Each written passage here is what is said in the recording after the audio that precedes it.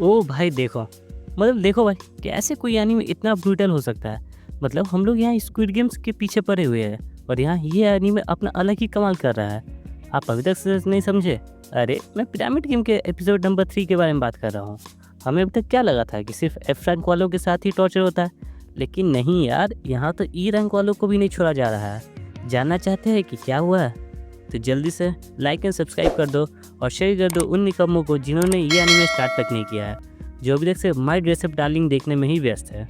तो चलिए एनीमे के एक्सप्लेनेशन को शुरू करते हैं।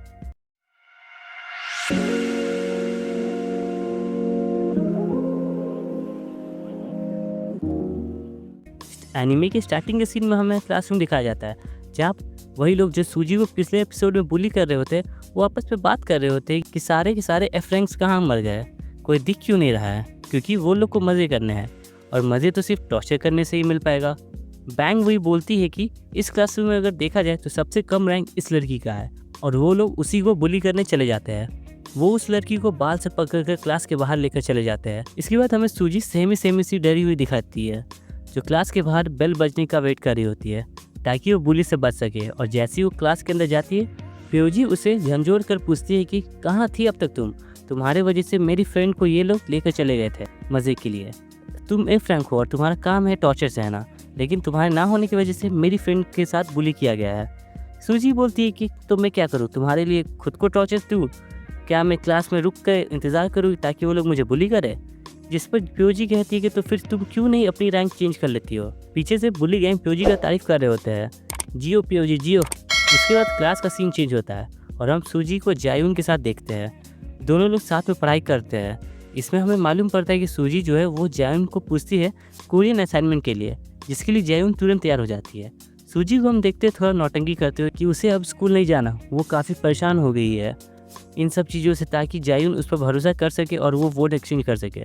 जायून भी काफ़ी भोली रहती है, वो सूजी की बातों में आ जाती है, लेकिन सूजी के पूछने पर वोट एक्सचेंज के लिए जायून मना कर देती है। और जायून बोलती है क्या पता अगर तुम उन लोगों से अच्छे से बात करोगे तो शायद वो लोग तुम्हें अगली बार अच्छे वोट दे और तुम एफ रैंक ना रहो। ऑब्वियसली ये सुनकर सूजी काफ़ी गुस्सा हो जाती है, लेकिन जायून को बोलती है कि क्या सही में तुम डम्बैस हो? तुमको क्या लगता है वो लोग मेरे कहने से मुझे वोट दे देंगे? तुमको वो लोग क्यों एफ रैंक में रखे हैं जानती हो? ताकि वो लोग मज़े ले सके, जब चाहे तब तुम्हारा शोषण कर सके और तुम्हें टॉर्चर कर सके। जायून स्टिल ब्लैंक रहती है, वो कुछ खास जवाब नहीं देती है सूजी के बोलने पर। सूजी खुद ही बोलती है कि ठीक है, मैं तुम्हारे दिए हुए सुझाव को मानूंगी और उनसे बात करूंगी, लेकिन तुम्हें भी मेरे साथ रहना होगा ताकि तुम्हें मालूम चल सके कि आइडिया कितना बुरा है। वो दोनों उन्हीं के पास जाते हैं जो स्टार्टिंग में दिखाया गया था और सीधी सी बात है, वो सूजी के मुंह पर मना कर देती है, कुछ अपशब्द भी बोलती है, जिसके बाद वो लोग वहाँ से चले भी जाते हैं। सूजी वोट एक्सचेंज की जगह पर फ्रेंड्स बनने के लिए पूछती है, लेकिन जायून ने अपने स्टड लॉन्डी वो उसके लिए भी मना कर देती है। नेक्स्ट डे हम देखते सूजी क्लास जारी होती है और वो अजीब चीज़ नोटिस करती है, उसका क्लास बाई क्लास से इतना अलग क्यों है? कि पूरा स्कूल अलग है और वो हैप्पी क्लासरूम एक तरफ है, ऐसा क्यों? वो अपने टीचर मिस्टर लिम से ये बात पूछती है। मिस्टर लिम बताते हैं कि इस क्लास में काफ़ी एक्स्ट्रा ऑर्डिनरी स्टूडेंट्स रहते हैं, इसलिए स्कूल उन्हें स्पेशल ट्रीटमेंट देता है। और सूजी को समझ आता है कि ये क्लास अलग इसलिए रखा गया है ताकि कोई इंटरप्ट ना करे।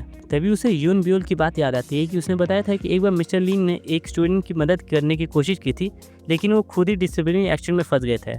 मिस्टर लिंग सूजी से पूछते हैं कि तुम्हारा स्कूल लाइफ कैसे चल रहा है और क्या तुमसे बात कर सकता हूँ? वो लोग बाहर जा ही रहे होते हैं बात करने के लिए कि वहाँ क्लास रिप्रेजेंटेटिव आ जाती है नोट्स लेकर और सूजी को कहती है कि क्या तुम क्लास जा रही हो? अगर हाँ तो चलो मेरे साथ। सूजी और क्लास रिप्रेजेंटेटिव दोनों साथ जा रहे होते हैं। तभी क्लास रिप्रेजेंटेटिव बोलती है कि तुम क्या हेल्प या काउंसलिंग लेने का सोच रही थी टीचर से? सूजी बोलती है हाँ, जिस पर क्लास रिप्रेजेंटेटिव बोलती है कि कोई भी चीज़ यहाँ सोच समझ के करना, बेवकूफ़ी में कोई डिसीजन मत ले लेना। सूजी क्लास जाती है और क्लास में एंटर करती है किम दियाउन उसे रोकती है, लेकिन सूजी अपने एटीट्यूड में बिना कोई रिस्पॉन्स दिए पूरा इग्नोर करते हुए चली जाती है। और जैसे ही डायून उसे रोकती है तभी बेल बज जाता है और क्लास रेप बोलती है कि सभी लोग अपने सीट पर बैठ जाओ, क्लास का टाइम हो गया है। क्लास में टीचर पढ़ा रहे होते हैं और सूजी सीट पर बैठ कर कुछ रिसर्च कर रही होती है, जिसके बाद क्लास खत्म होती है, हमें शॉकिंग चीज़ रिवील की जाती है। यून ब्यूल के साथ सूजी बोलती है कि हारिन इस पिरामिड गेम के पीछे है, क्योंकि इस क्लास के जितने भी स्टूडेंट्स हैं वो किसी न किसी तरह से बाइकटा इलेक्ट्रॉनिक्स से रिलेटेड है और ये कोइंसिडेंस नहीं हो सकता है कि बाइकटा इलेक्ट्रॉनिक्स कंपनी की एकमात्र बेटी हारिन है और वो इस क्लास में है। यून ब्यूल कहती है कि ये कैसे हो सकता है, हारिन तो कितनी अच्छी है, क्योंकि वो एकमात्र स्टूडेंट है जो जायून को सपोर्ट करती है, तभी हम हारिन को देखते फूकते हुए, और वहाँ जायून आती है और उसे उसका माल लेकर फेंक देती है। कहती है कि मत फूका करो यार। हारिन एक सार्कास्टिक स्माइल देती है, जिससे ये एपिसोड ख़त्म हो जाता है। तो आप लोग बताइए गाइस, क्या ये फैक्ट काफ़ी इंटरेस्टिंग था कि नहीं, और ये एपिसोड कैसा लगा कमेंट में बताना, और साथ ही साथ लाइक शेयर और सब्सक्राइब कर देना।